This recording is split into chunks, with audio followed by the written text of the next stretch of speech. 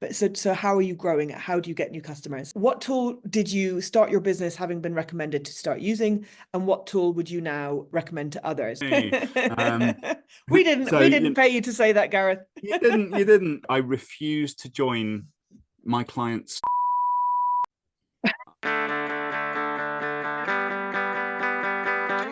Hi, I am Bridget Harris, co-founder of YouCanBookMe, and I'm here with one of our favorite customers, Gareth Marlow, who's been a customer with YouCanBookMe for 6 years.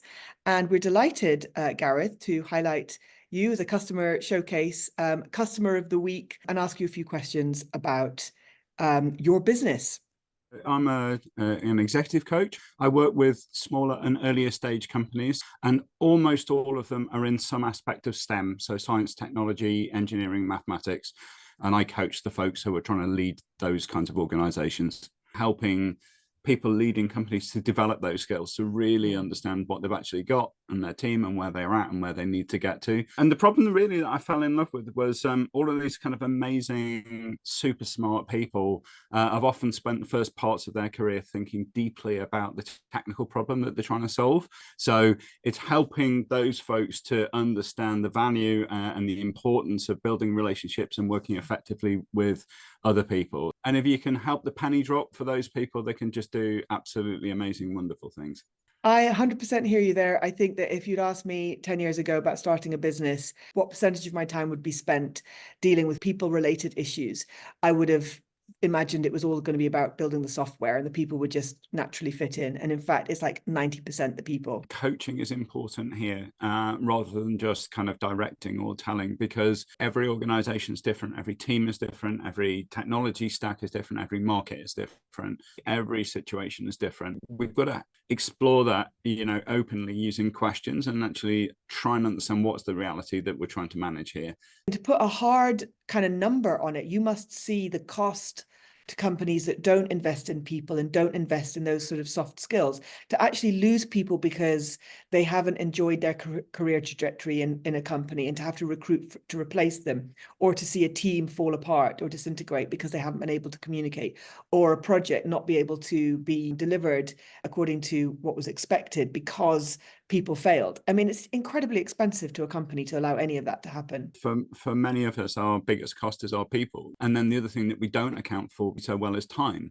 And you make a senior hire that doesn't work out, and it takes you 6 months to work out that the hire's not worked out, and 6 months to sort of deal with that. And you might lose 18 months overall of progress because there was some kind of people issue there that you haven't worked out. And the cost of that, opportunity cost of that time, is just absolutely phenomenal as well.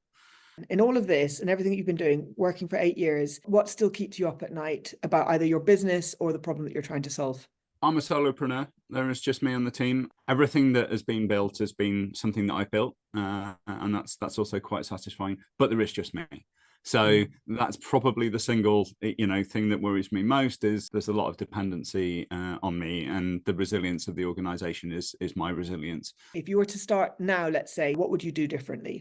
So one bit of advice that I got 8 and a bit years ago when I was just kind of contemplating setting up, from Neil Davidson, who is co-founder at Redgate, and he said, write a book and get the book out there. He said he's written a couple of books, and he'd written one in particular about software pricing that he'd just kind of written and put it out there. And I think it was still sort of 10 years later, and it was still getting a huge volume of like inbound, and it's not particularly interested in the inbound that he gets off the back of writing the book. So his advice was to write a book. I never got around to writing it. I'm now too busy to write it. If we could go back to the start, I would use the time when I was kind of waiting for the pipeline to build and waiting for my sort of utilization to go, just to kind of run into that space and produce a sort of really meaningful piece of content at that point. What tool did you start your business having been recommended to start using? And what tool would you now recommend to others if somebody was starting their business? The tool that I've adopted since starting the business, in particular when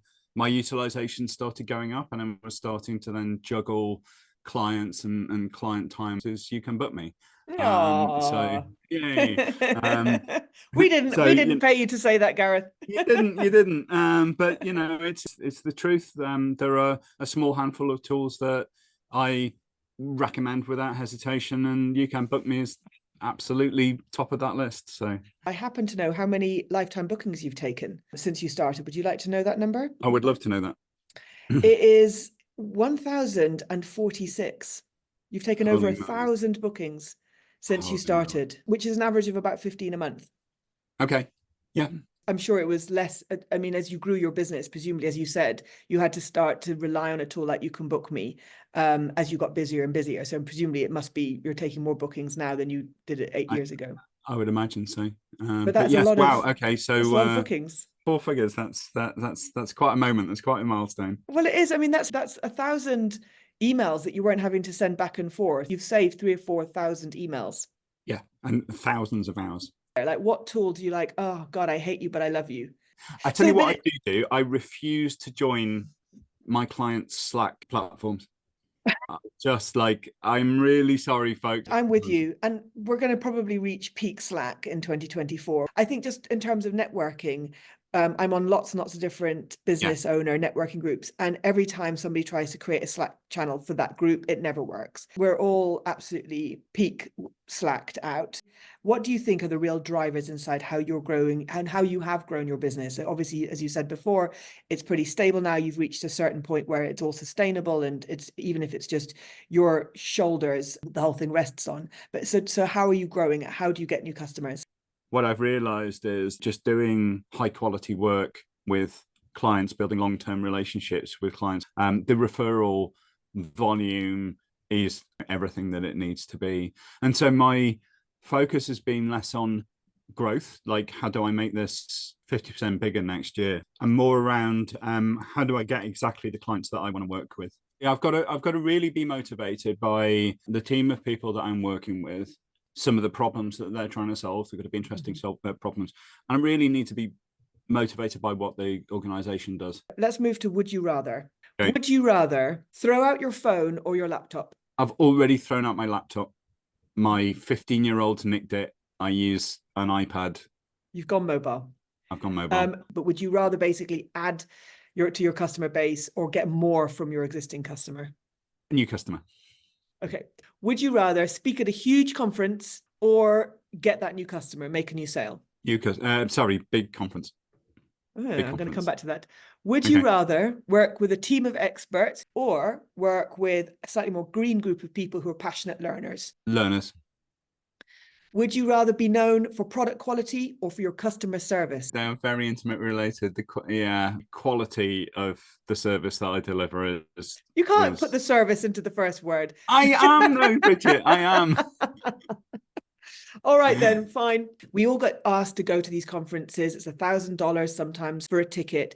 What would you say to people thinking about for the first time? What value do you think there are for new businesses who've got limited resources for these conferences? Something that I've seen small businesses do over and over again is that they go to the conferences in their domain. So you sort of said that you could go to coaching conferences, right? You go to, the problem is with coaching conferences is it's full of coaches. It's not full of my clients. And so from the lead gen perspective, I'm far better. You know, you and I know each other through a conference called Business of Software. Which isn't a coaching conference. It's a conference for software entrepreneurs.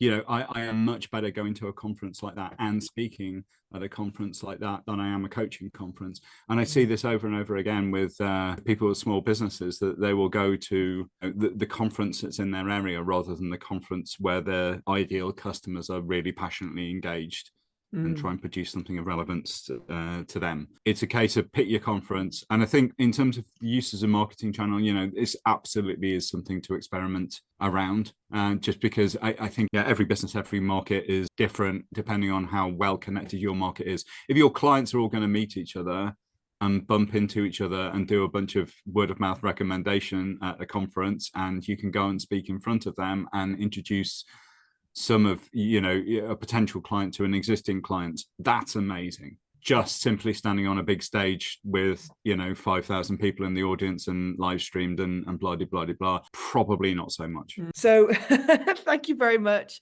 We really appreciate all of your answers. And I know that you're going to help other people grow their businesses like you have, Gareth. And we look forward to seeing how you continue to go from strength to strength in your coaching business. Thank you for being with us. Absolutely. Thank you. My pleasure.